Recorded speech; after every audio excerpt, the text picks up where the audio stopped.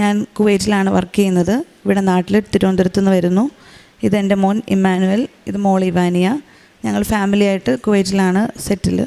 പിന്നെ ഇവിടെ ആദ്യമായിട്ട് ഞാൻ ഉടമ്പടി എടുത്തത് 2023 ഓഗസ്റ്റ് 23 ആദ്യമായി തന്നെ മാതാവിനും ഈശോയ്ക്കും 1000 നന്ദി പറയുന്നു. കാരണം എൻ്റെ ജീവിതത്തിൽ ഒരുപാട് അനുഗ്രഹങ്ങൾ മാതാവ് വഴി നടന്നിട്ടുണ്ട്. കൂടുതലായിട്ട് എൻ്റെ മോള് ഡെലിവറി ആയിരുന്ന സമയത്ത് എനിക്ക് സിസേറിയൻ ആയിരുന്നു അവർ പോസ്റ്റ് ചെയ്തത്.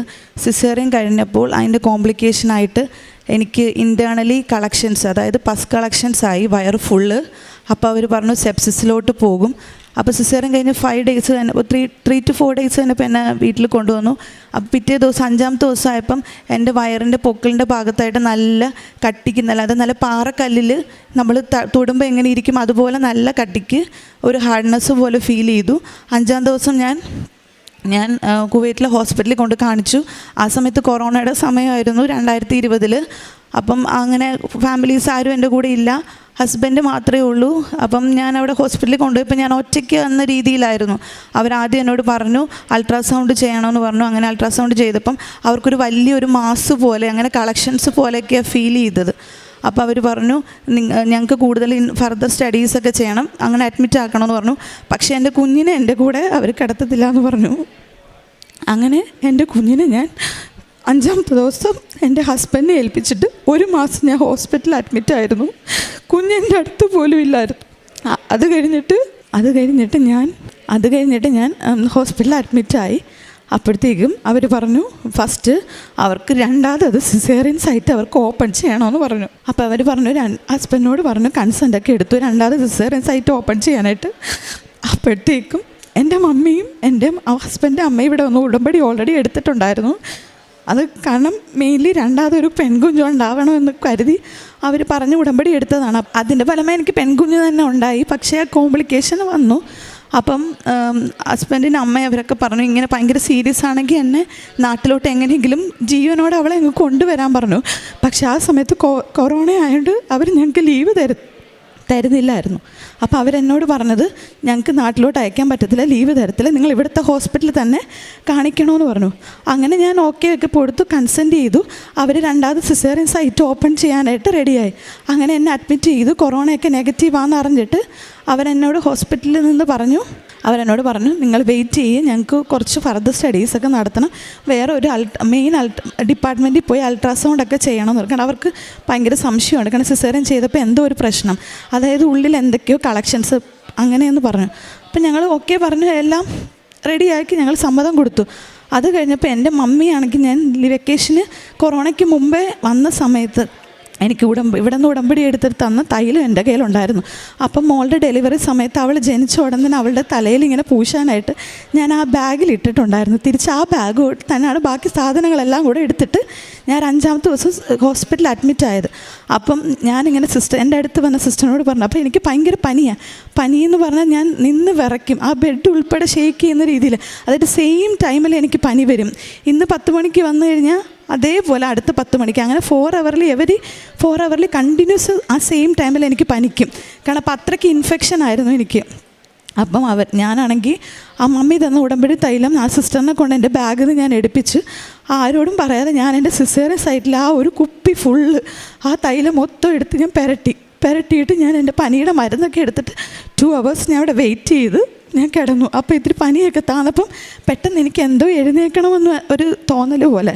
അങ്ങനെ ഞാൻ എഴുന്നേറ്റ് ഞാനിങ്ങനെ അവിടെ നിന്നിട്ട് ഞാൻ സിസ്റ്ററിനോട് സിസ്റ്റർ എനിക്കിന്ന് ബാത്റൂമിലൊന്ന് പോകണമെന്ന് പോലെ തോന്നുന്നു എന്ന് പറഞ്ഞു. പക്ഷെ അപ്പം ഞാൻ ചെന്ന് ആ ബാത്റൂമിലോട്ട് പോകുമ്പോഴായിട്ട് അവിടെ നിന്ന് ബാത്റൂമിൻ്റെ ഫ്രണ്ടിലെത്തിയതേ ഉള്ളൂ. ആ സമയത്ത് പെട്ടെന്ന് എൻ്റെ സിസേറിയൻ സൈറ്റിൻ്റെ ലെഫ്റ്റ് സൈഡിൽ ഒരു ബൾജിങ് പോലെ ഈ എണ്ണ പുരട്ടിയതിന് ശേഷം ആ ബൾജിങ് വന്ന് ആ സിസേറിയൻ സൈറ്റ് തനിയെ ഓപ്പണായി. ലെഫ്റ്റ് സൈഡിൽ കുറച്ച് ഭാഗം ഓപ്പൺ ആയിട്ട് എൻ്റെ ഉള്ളിലുണ്ടായിരുന്ന കളക്ഷൻസ് ഫുൾ പുറത്തോട്ട് ഇങ്ങനെ ചീറ്റി ഇവിടെ ഇങ്ങനെ പസ് കളക്ഷൻ ഫുള്ള് വന്നു. അപ്പോൾ ആ സിസ്റ്റേഴ്സൊക്കെ പറഞ്ഞു അയ്യോ ഞങ്ങൾക്ക് ഇതൊരു മിറാക്കിളായിട്ടാണ് തോന്നുന്നത്. കാരണം ഇങ്ങനെ 2ാമത് സിസേറിയൻ സൈറ്റ് അത് ഓപ്പൺ ചെയ്ത് അവർ ഡ്രെയിൻ ഇട്ടിട്ട് വേണം ആ കളക്ഷൻസ് അവർക്ക് പുറത്തോട്ട് എടുക്കാനായിട്ട്. പക്ഷേ ഇത് തനിയെ ഓപ്പണായി. അപ്പം അതെനിക്ക് ഉറപ്പുണ്ട്. കാരണം ഞാൻ ആ തൈലം പുരട്ടിയതിന് ശേഷം മാതാവ് അവിടെ പ്രവർത്തിച്ച അത്ഭുതമാണത്. അല്ലെങ്കിൽ ആ സൈറ്റ് അവിടെ തനിയെ ഓപ്പൺ ആവത്തില്ല. ആ സൈറ്റ് ഓപ്പണായി കുറേ കളക്ഷൻസ് ഫുൾ പുറത്ത് വന്നു. പിന്നെ അവരെന്നെ അവിടെ അഡ്മിറ്റാക്കി 1 മന്ത് 29 ദിവസം. അതിൻ്റെ തലേന്ന് അവർ റീസൂച്ചർ ചെയ്തു, സൈറ്റെല്ലാം ക്ലിയർ ചെയ്തു, ഇൻഫെക്ഷൻ ഒന്നും ഇല്ലയെന്ന് കരുതി വൂണ്ട് ക്ലീനായിട്ട് അവരെന്നെ റീസൂച്ചർ പിന്നെയും ചെയ്തു, എന്നെ വീട്ടിലോട്ട് അയച്ചു. കറക്റ്റ് 30ാമത്തെ ദിവസം ഞാൻ എൻ്റെ കുഞ്ഞിനെ വീട്ടിൽ വന്ന് കണ്ടു.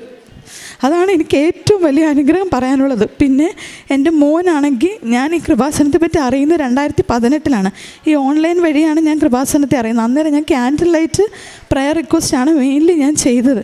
അത് മോൻ ജനിച്ചപ്പോൾ തന്നെ അവന് മിൽക്ക് അലർജി ആയിരുന്നു. അപ്പം ജനിച്ച ഒരു മാസമൊക്കെ കഴിഞ്ഞപ്പോഴത്തേക്ക് അവന് ബോഡി ഫുള്ള് റാഷസ് ആയിട്ട് ഈ ഹൈപ്പർ സെൻസിറ്റിവിറ്റി പോലെ ഭയങ്കര അലർജിക് റിയാക്ഷനായി. അപ്പോൾ 2-3 ഹോസ്പിറ്റലിൽ ഞങ്ങളവിടെ കൊണ്ടുപോയി. അപ്പോൾ അവർ കുറേ ഇഞ്ചക്ഷൻസൊക്കെ കൊടുത്തു. അപ്പോൾ എന്നിട്ട് ഫൈനലി അവർ പറഞ്ഞു, എൻ്റെ മോനിന് പാലിൻ്റെ ഉൽപ്പന്നങ്ങളോ ഒന്നും അവന് പറ്റത്തില്ല. അപ്പോൾ അതിൻ്റെയൊക്കെ ഫലമായി ഞങ്ങൾ പറഞ്ഞു ഓക്കെ, അതിൻ്റെയൊക്കെ ഫലമായി അവന് കുറച്ച് ഹൈപ്പോ കാൽസ്യമി അങ്ങനെയൊക്കെ കുറേ കോംപ്ലിക്കേഷൻസ് ഒക്കെ വന്നു. പിന്നെ ഒരു 3 ഇയറായി. അത് 2015 അവൻ ജനിക്കുന്നു. 2018 കൃപാസനത്തെ പറ്റി ഞാൻ അറിയുന്നത്. പ്രയർ റിക്വസ്റ്റ് കൊടുത്തു. ആ 2018 പ്രയർ റിക്വസ്റ്റ് കൊടുത്തു. ഒരു 2 ആഴ്ച കഴിഞ്ഞപ്പോഴത്തേക്കും ഞാൻ ഫസ്റ്റ് ആ ഡോക്ടർ പറഞ്ഞു ഒരു 3 to 4 ഇയേഴ്സൊക്കെ ആകുമ്പോൾ ചിലപ്പോൾ മാറുമായിരിക്കും, പക്ഷേ ഹോപ്പില്ല, ഒന്ന് ട്രൈ ചെയ്ത് നോക്കും. അപ്പോൾ ഞാൻ പ്രയർ റിക്വസ്റ്റ് കൊടുത്തതിൻ്റെ പേരിൽ ഞാനൊന്ന് നോക്കാമെന്ന് കരുതി. ഫസ്റ്റ് ഞാൻ കൃപാസനത്തിൽ കൊടുത്ത പ്രയർ റിക്വസ്റ്റ്. അപ്പം ഞാനൊരു കുറച്ച് പാലെടുത്ത് അവനൊന്ന് കാച്ചി ഒന്ന് ഡൈലൂട്ട് ചെയ്തൊക്കെ ഒന്ന് കൊടുത്തു നോക്കി. പെട്ടെന്നൊന്നും കണ്ടില്ല. പിന്നെ ഞാൻ കുറച്ച് ക്വാണ്ടിറ്റി കൂട്ടി ഇങ്ങനെ കൊടുത്തു നോക്കിയപ്പോൾ അങ്ങനെ പാലിൻ്റെ അലർജി അവനില്ല.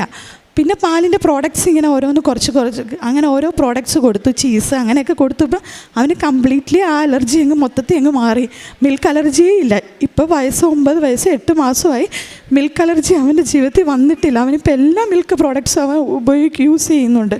പിന്നെ മോളുടെ കാര്യമാണെങ്കിൽ എൻ്റെ അമ്മായിയമ്മയും മമ്മിയും കൂടി ഇവിടെ വന്ന് ഉടമ്പടി എടുത്തായിരുന്നു. ഇവനുണ്ടായ 5 വർഷത്തിന് ശേഷമാണ് മോളുണ്ടായത്. അപ്പോഴത്തേക്കും അവർ മെയിൻലി പ്രാർത്ഥനയിൽ ഉടമ്പടി എടുത്ത് 2 പേരും ഒരേ ഉടമ്പടിയാണ് വെച്ചത്.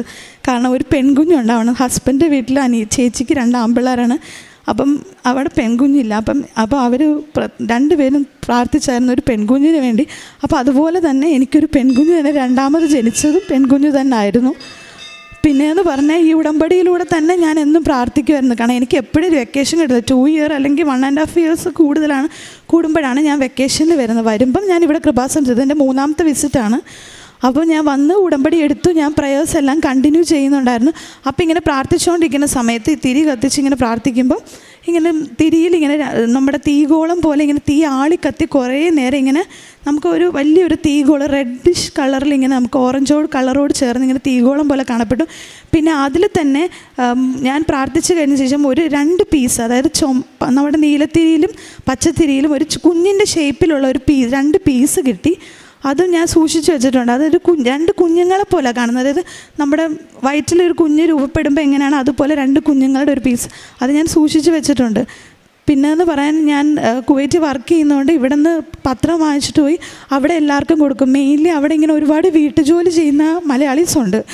കുറേ പേര് കുവൈറ്റ് വീട്ടിൽ നിൽക്കുന്നവരുണ്ട്, അല്ല ഹോസ്പിറ്റലിൽ അവരുടെ കുവൈറ്റ് പിള്ളേർ അഡ്മിറ്റ് ആകുമ്പോൾ അവരുടെ കൂടെ നിന്ന് കെയറായിട്ട് ജോലി ചെയ്യുന്നത്.